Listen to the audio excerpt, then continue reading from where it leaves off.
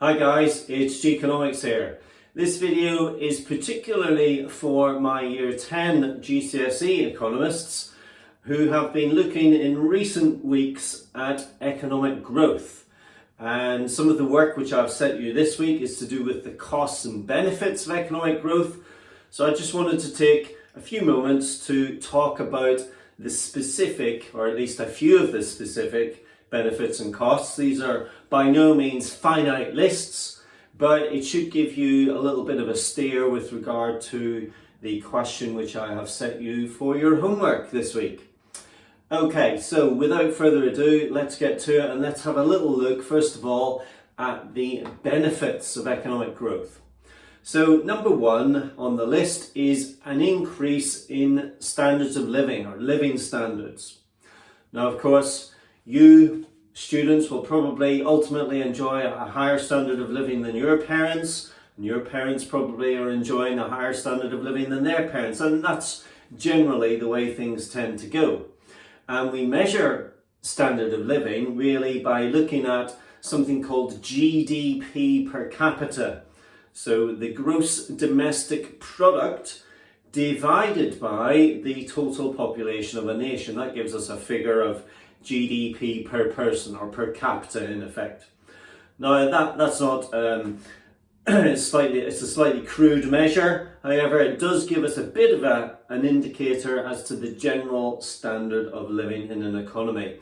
And as time goes by and as decades go by, it is the case that over time GDP per capita does tend to increase, and therefore you will be able to afford more in terms of a basket of goods and services than your parents, and your parents more than their parents, and so on and so forth. So that's an improvement in living standards. Number two, a reduction in poverty. Now, there is a specific measure for poverty, and we look at that in later chapters. We talk about relative poverty and absolute poverty. And certainly if you look at countries such as China, one of the reasons why more than 1 billion people have been brought out of what we would refer to as absolute poverty, where they're living on less than $1 a day, is because of economic growth. So in more developed economies, of course, economic growth enables the Treasury, the Chancellor, to bring in more tax revenue, and that can then be redistributed in the form of benefits, and therefore enabling the standard of living of some of the poorest households in society to be brought up to a certain level, whereby all households in the land can at least afford those bare necessities of life in that case. You think of policies that the government's got in place here since 1997, the minimum wage policy. There's been calls recently and of late, particularly due to the pandemic, for countries to introduce a UBI, a universal basic income. And so all different types of policies can be implemented in order to improve standards of living and reduce poverty. But that requires economic growth. You're going to fund these things, you're going to need economic growth, unless you're going to borrow all of the money, and of course that's not sustainable in the longer term. Number three, the welfare of the population. Now, a lot of things we take for granted in this country because we don't pay at the point of access. So health, education, you're entitled to just go along to your local NHS hospital, or you go to your local state school, and you don't pay every time you go in the door. That's free at the point of access. But of course that needs financing, and in order to bring the taxes in to finance those public sector organisations, then we need economic growth, because that is the key to bringing in the tax revenue. And a fourth one I've got there is a rise in employment. So of course, if there's economic growth, then that means that there are probably more jobs being created, and as a consequence of that, you get a rise in employment. Nowadays, of course, one of the problems with economic growth is that so much of it can be brought about by improvements in technology that actually, when the economy grows, you're not actually employing more people, because you're finding that it's computerized systems and robots which are actually doing the job which was once done by an individual. But generally speaking, economic growth brings about a rise in employment. And on that note, ladies and gentlemen, let me just refer you to this diagram. It's been great to see some of you using some diagrams, year 10, in your analysis of economic growth. And here's a diagram which some of you have been using. You've been showing AD, aggregate demand, shifting from AD1 to AD2. And as a consequence, real output rising. And with that, of course, one would assume that there would be an increase in employment, as noted at the bottom of our benefits column there. So a nice little way to illustrate rise in employment is to show Y1 going to Y2. We're moving towards this YF position, which you know is the full employment level of real output. So as we move left to right, we could infer, therefore, that there is an increase in employment. Okay, let's now cut to the costs. So there are all sorts of costs associated with economic growth. This is just a few of them. So number one, environmental costs. So with it increasing economic growth, got increasing wealth, increasing prosperity.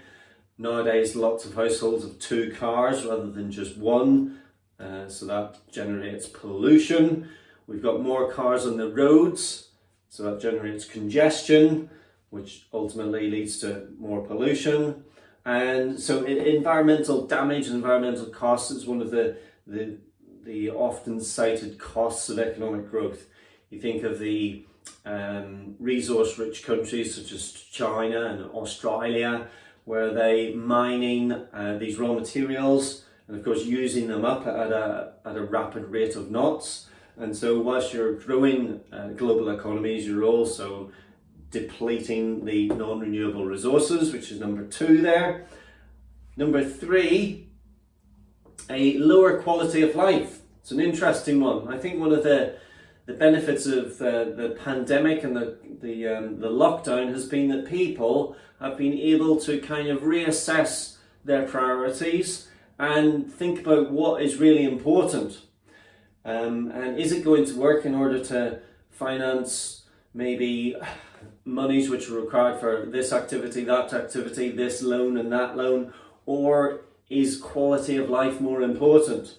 And some people would argue that with economic growth, there's an ever increasing stress put upon households because they're having to work all the hours in the day, and that is very stressful and can lead to sort of other difficulties within the background in terms of family life and so on and so forth.